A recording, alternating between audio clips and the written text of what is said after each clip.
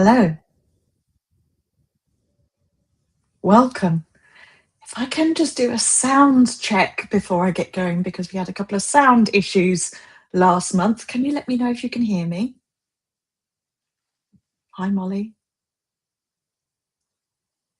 Can you pop in the chat if you can hear?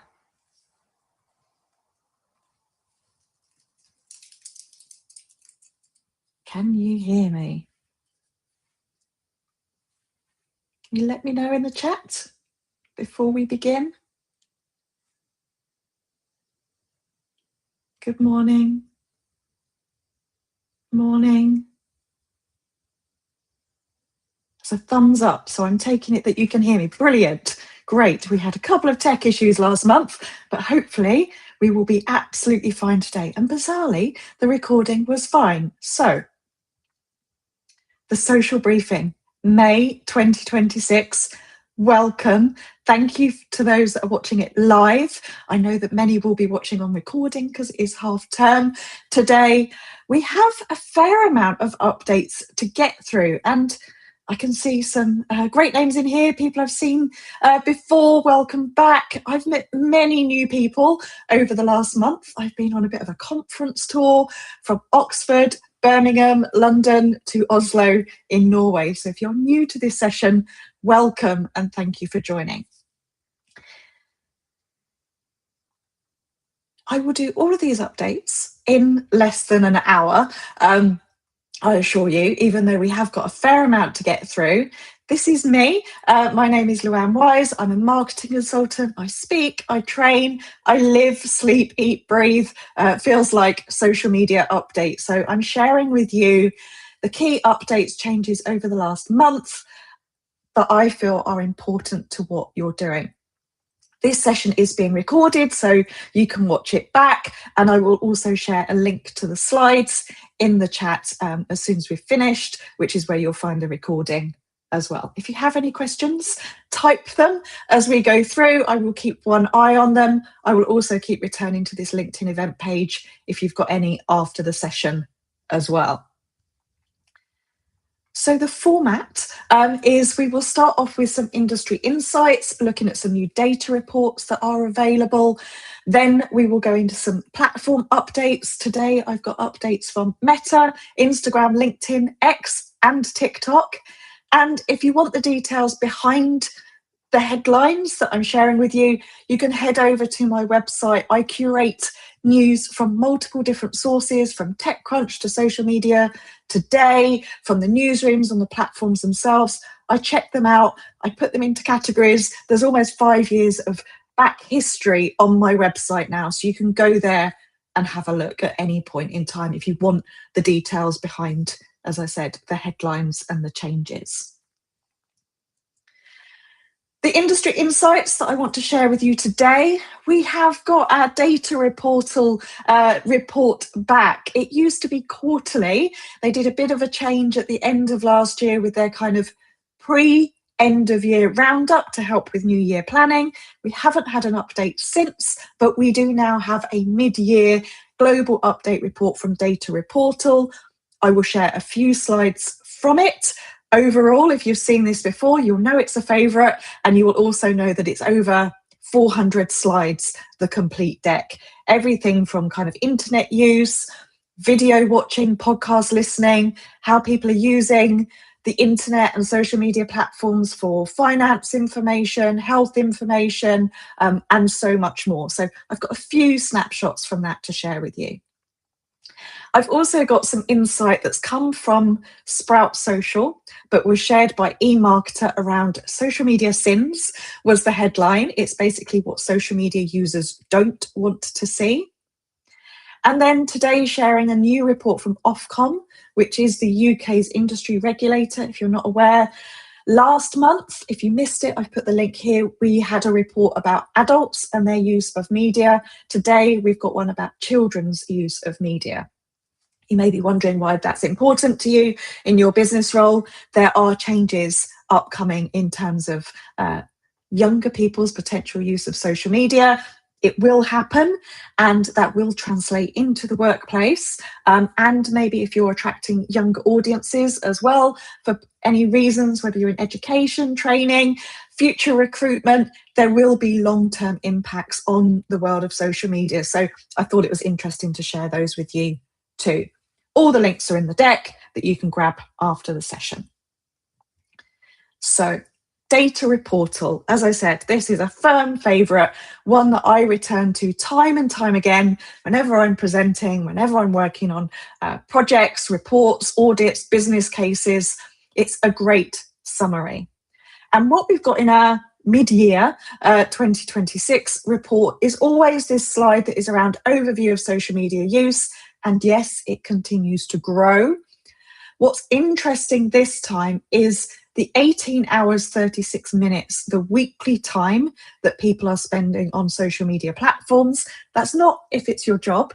This is kind of the average user, usually out of working hours, 18 and a half hours across the week on social media platforms.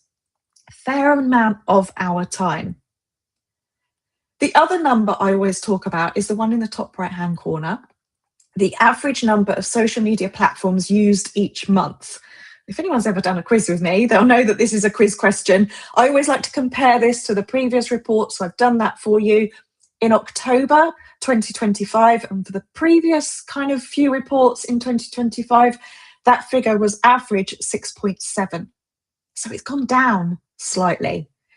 This is the average. Younger users tend to be a bit higher, kind of 7 point something. Older social media users, 55 plus, tends to be kind of 5 point something. But to go from 6.7 to 6.52 is a slight shift. What we have to remember is those social media apps that are being used does include Facebook Messenger, does include WhatsApp, does include Facebook, LinkedIn, Threads, YouTube. So maybe people are starting to revisit what apps they are using, what platforms they're on, and maybe switching things up a little bit. What also this report shows, and I haven't put all the slides in, is still we have platform overlaps. We still have, many users of social media platforms are active on many. The unique audience on any social media platform is very small still. For example, TikTok, 0.1% of TikTok users only use TikTok. So what we understand and take away from this is people are using more than one social media platform. They are using it for different purposes. What we need to focus on as marketers is which platforms are the right fit for our audience, our messaging, our content, our resources. So worth looking at these overview numbers. And if you're doing any presentations, go to datareportal.com. The next one in here, again, hasn't changed. Go back and have a look. What are people's main reasons for using social media? It is keeping up to date with friends and family. Filling spare time. I think we're all guilty of that with a bit of scrolling. Reading news stories. Reported over the last 12 months or so how social media is increasingly a source for news. Finding content, articles, videos, so kind of research. Seeing what is being talked about, so kind of cultural moments, what's happening out there. And then we've got some business purposes, finding products to purchase, finding inspiration, new contacts, live streams. So the reasons for people using social media haven't primarily changed. The average internet user says that they have 7.5 different reasons for going online. So it is a media channel now that has so many roles in people's lives and different apps fulfilling those roles. So think about how you're using the different platforms and what needs you're meeting and align everything with that. Sounds simple, but it takes a lot more nuance in 2026 than potentially it did a few years ago, where we were doing a piece of content and posting it everywhere. I liked this one because there's been so many conversations around influencers. We know that working with influencers is growing, both in the B2C and the B2B space. So seeing some data around this in DataReportal is useful. How many internet users, and this is a global overview here, it's not country specific, are people following influencers on social media? Yes, they are. And in terms of demographic profile, which isn't the only criteria we look at in terms of audiences, but it's a useful insight, you can see here quite clearly that it is a lot younger. Younger people are following influencers. Small differences between male and female, slightly more female in each age group, but definitely is tailing off as you get to older groups. So if you are working with influencers, planning on that, again, you will find some data insights in DataReportal for you. And I know this is a social media update, but when I've presented this data before, I have been asked and talked about AI and how that's kind of supporting social media now. I have been asked about demographic profiles of AI tools. Didn't have those before, but there is now an AI section within this report. So if you want AI stats, different tools, usage, go and have a look in there. 2.42 billion active users of generative AI tools now, which is like 29.2% of the population. That has doubled over the last 12 months. So use of these tools is growing for a variety of reasons, not just marketing purposes or content creation, but for life advice, what's in my fridge that I can cook from this, all sorts of uses now for these tools. But we have some data here on self-reported use of ChatGPT. So this is internet users who've said they've used ChatGPT in the past month. And look, 46.1%, 46.8%, so almost 50% of internet users aged 16 to 24 are using ChatGPT, our youngest age group.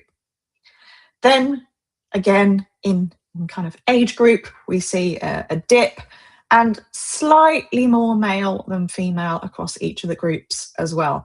It goes down to 10.5, 11.8% when we get to our 65 plus year olds. This is quite useful to know from a marketing perspective as well, because advertising is coming to ChatGPT and other platforms. So it might be something that will become part of your work in the next 12 months or so as well. But thinking about AI citations and where you show up, who might you be reaching? Again, useful insights. Dive into the data. You will always find something interesting, I'm sure. The next research update to share with you is that one from Sprout Social that was reported by eMarketer. No surprises here, I don't think. What social media users worldwide do not want from brands in 2026. Now, the first one here is posting unlabeled AI-generated content. So lots of conversations around use of AI slop. It is okay to be using AI. I'll come back to this later when I talk about platform updates as well. It is okay. We do need to think about how our audiences perceive content created by AI. And very often, some of the research I've been reading on this is about when it is not transparent, when it's not declared. So if you are using AI, just make sure that you are transparent, you are clearly labeling it. When you're uploading content to the social media platforms natively, there are tick boxes. I'm sure many of the other third-party tools have those tick boxes as well, or just put it as part of your caption and your narrative. Again, not surprising. What else have we got on here? Using engagement bait tactics. Social media users don't want to be hooked into things that is clickbait, the same as news headlines. Interestingly, at number 3 on here, given what's happening in the world for many months now, don't want to see brands engaging in political discussions. Now, this will be dependent on your organisation and what you do, but interesting to see that this isn't what social media users really want in their feeds. Sending immediate automated DMs. We're all on the receiving end of those, whether it's in our LinkedIn inbox or Instagram as well. When you start following People don't like that. It feels too soon to send a calendar invite for a link or request for a download when you've literally just hit that follow button. Maybe it's about settings, maybe it's about waiting. Increasingly, with these conversations around AI and automation, people want social media to be human, so just consider that. And then the last point here I thought was quite interesting, posting too frequently. Now, I haven't got the data insights behind this. I don't know if it's platform specific, but interesting, almost like less is more. Users don't want to see high volume of content. They probably want more valuable content. So if anyone ever takes away, I need to do more, no, use this one if you need to, internal conversations, and just manage the frequency of what you post. It's not as important now in the world of algorithmic kind of feeds versus chronological and who we're following.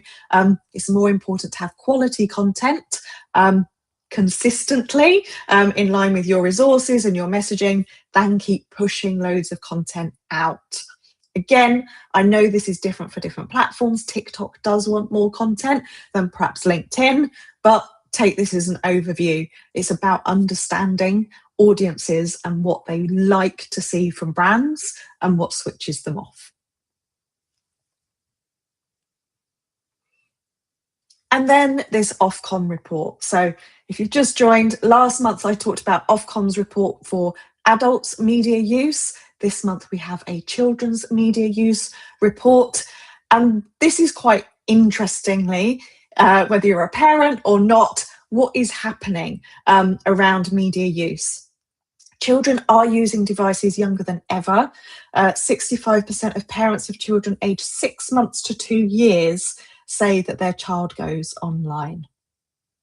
And they are consuming content more than creating it. So under 16s, much more a tool for entertainment. We could say education as well, but much more now about consuming content than it is about creating and posting.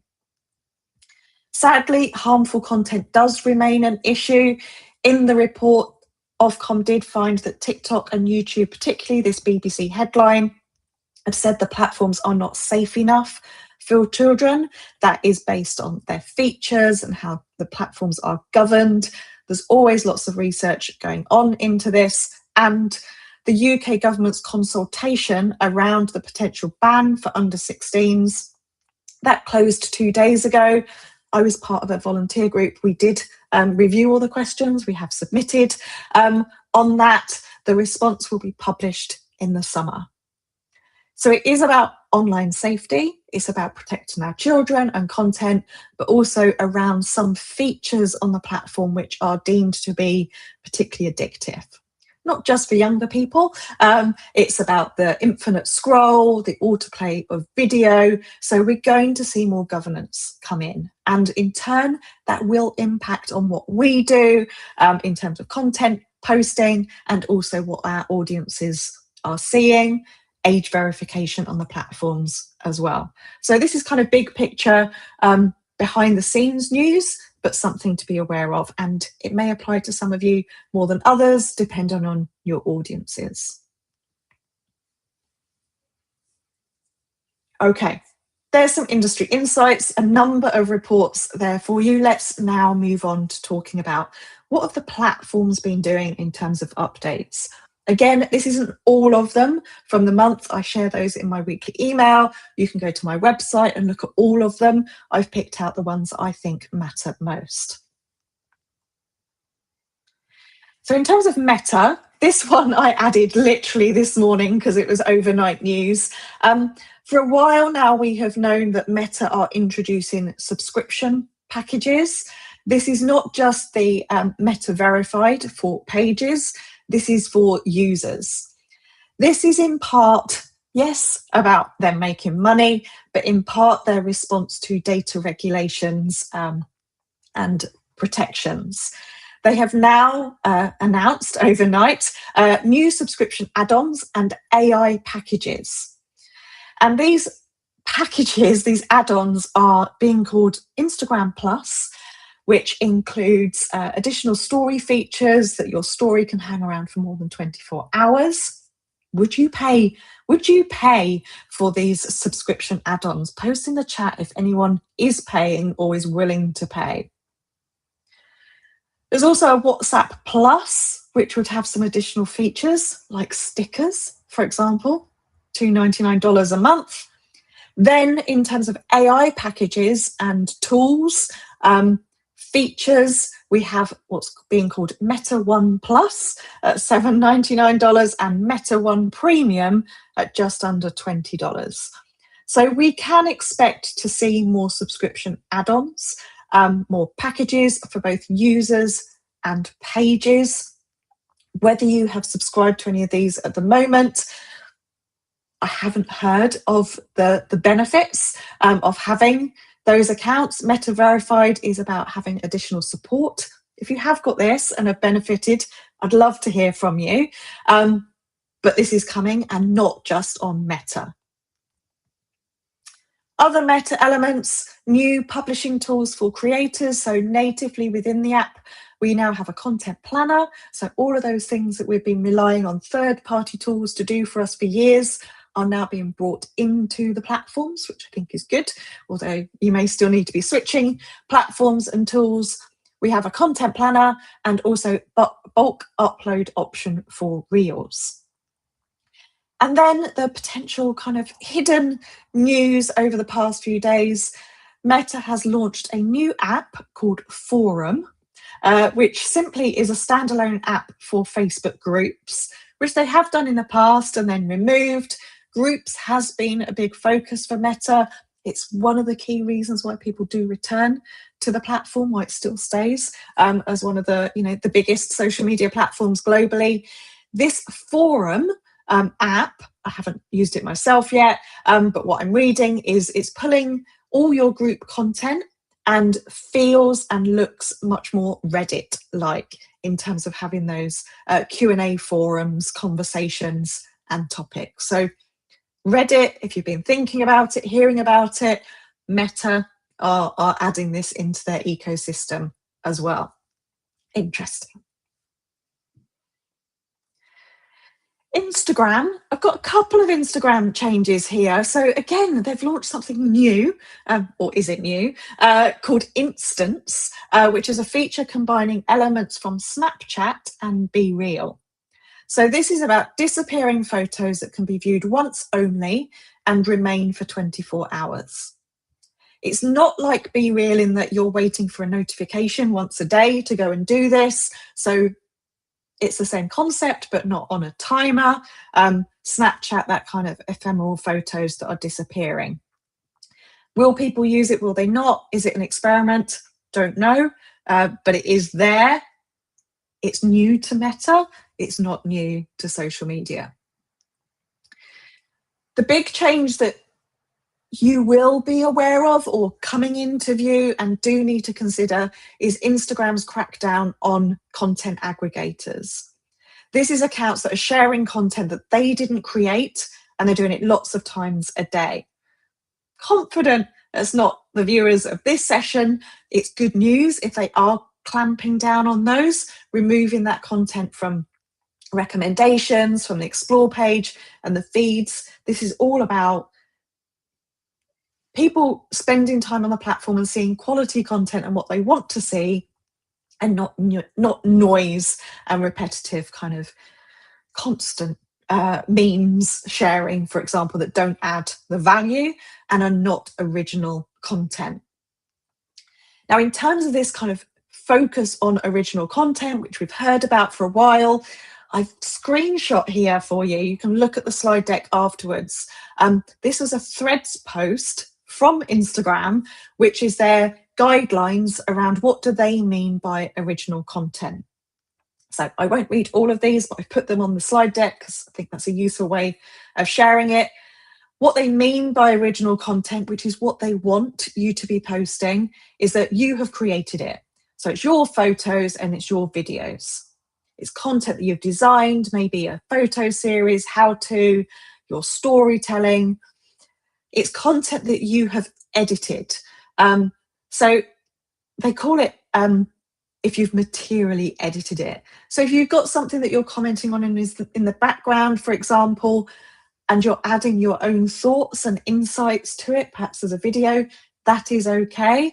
They just want to make sure that you are, what do they say, meaningfully enhancing content that you're using. So original content, your own viewpoints, that's what they're looking for. They're okay with overlaid text if it's describing more about what's in the image, captions that are meaningful and new, narration, editing, or graphics. So it's all about enhancing value of the content you're sharing. What they don't want, the red crosses, are captions that are irrelevant to the post. Sometimes, they're kind of used as that engagement, clickbait. They don't want text that just describes what's happening. They want the storytelling. They don't want watermarks. They don't want kind of you to take something else and just add a sticker or a GIF to it. They want you to put some effort into it. And their guideline here is for creators who use other people's work, a good test is to check whether your edits are enough, is to ask yourself, if someone removed your contribution from the post, would it be the same? If it's not materially different, it needs more of you in it. And I wasn't aware of this website, but there is a website called creators.instagram.com where they're sharing more examples of what they deem to be original content and unoriginal content. So if you're unsure, go and have a look at that website.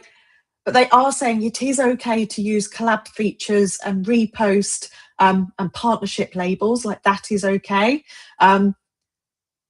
If you've got any concerns, you can always look at your account settings as well if there's been any limits on what you have posted. So there's lots in there to be thinking about, but some good guidance that's come straight from the platform. If we move on to LinkedIn, a few changes on LinkedIn. I talked about the algorithm updates that had been reported in previous sessions. That is continuing.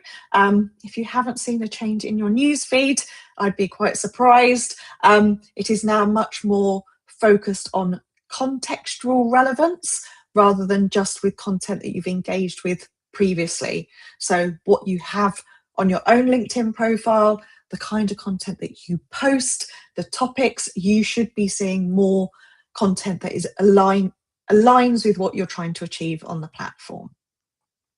What they're now pushing towards is a bit of a challenge here, because obviously there is AI features on the platform, particularly within premium options that they are promoting and encouraging use. But at the same time, they are saying, and this was an article, I've put the link there, you can have a look from a LinkedIn employee, a senior director. LinkedIn want to limit the reach of AI-generated content. So this isn't don't use AI, this is use it, but add your own voice, be transparent if you are using it.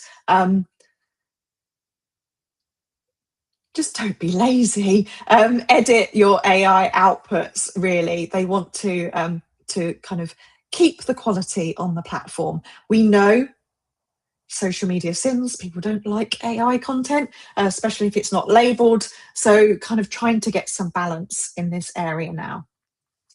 This also includes automated and AI-generated comments. So not just the original post.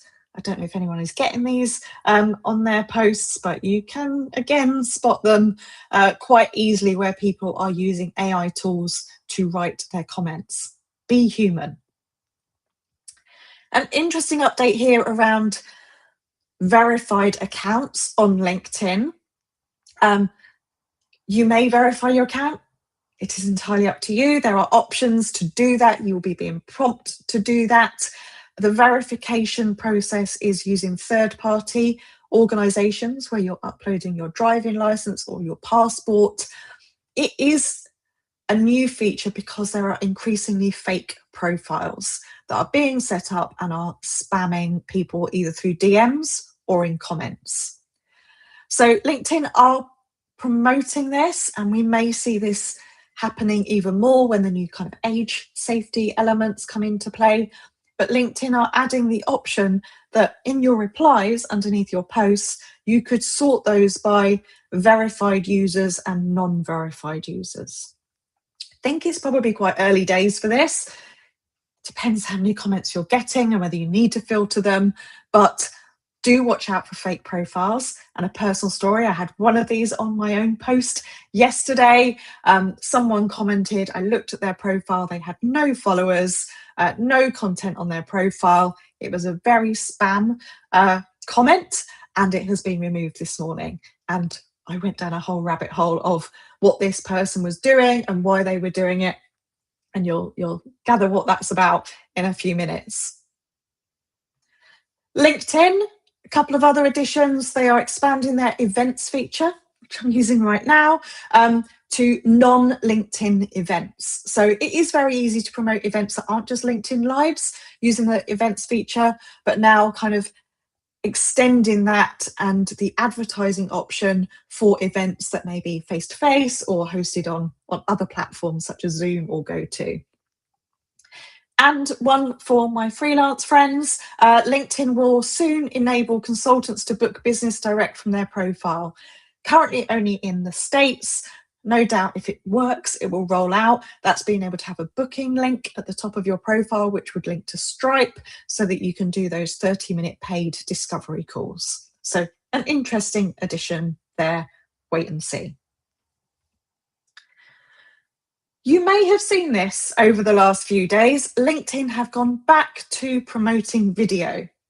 You may recall maybe 12, 18 months ago, big push on video, our newsfeed changed, our app changed to see more video in our feed. There was some kind of responses and challenges for that. So LinkedIn did actually say, we're pulling this back. We're doing some more testing with our US audience on video and how that works on the platform. They have announced in a post, again, from one of their employees over the last week, okay, that has all worked. We are pushing video back. You will see more of it again. So if you're scrolling through your newsfeed today, you might see more video. If you are using video or thinking about more video content, subscribe to LinkedIn's own newsletter here. I've put the link. It is their Create Video weekly newsletter, and they put lots of tips in there in terms of what they're looking for, formats, length of video, captions, etc. So again, information that's come directly from source, I always think is the best. I mentioned influencers earlier in terms of the DataReportal insights. Creators and influencers, mixed use of the terms. I believe you can be a creator without being an influencer. Some influencers may not be a creator. Sometimes people may be both. It is a term, we like to use it. Brands are increasingly working with both creators and or influencers. And LinkedIn are also taking this on board as well. They shared this story in Social Media Today and Business Insider. I think it was last week. They are planning to host as many as 4,000 creator-led events a year as part of a push to tap into that creator popularity and presence. They're currently doing some paid events with selected creators such as Stephen Bartlett. We can expect to see that in our feed and then potentially roll out as well. So creators and influencers, again, maybe part of your planning, your activity. It is still coming to the forefront, particularly in B2B now if LinkedIn are getting involved. Okay, updates from X and then TikTok before we finish today. There was quite a few, I did say. X, interesting, made several updates, announcements over the past few weeks since our last session. Some of them about the app. So this first one here, they've launched a history tab for your bookmarks, likes, videos, and articles to make it easier for you to go back and find the content that you may have seen before. You may be saying, we're not using X anymore. Many people still are. The numbers are still stacking up for X users. There was an exodus, but their core have stayed. It is still a very active platform. They have added some data, part of the premium account, to show you when your followers are active, We've seen this on platforms before, but this is more about being able to contextualize your data by saying this many people viewed it when this many people of your followers were online. Not so sure about this one being hugely valuable or accurate because, of course, X is also an algorithmic feed and not just chronological and followers, but they're adding more insights into it. So we'll wait and see. Next one, new posting limits on non-paying users. So I looked into this. So we know that X has a premium account with all the additional features. This is about trying to limit those spam and those bots, but the limits are quite high.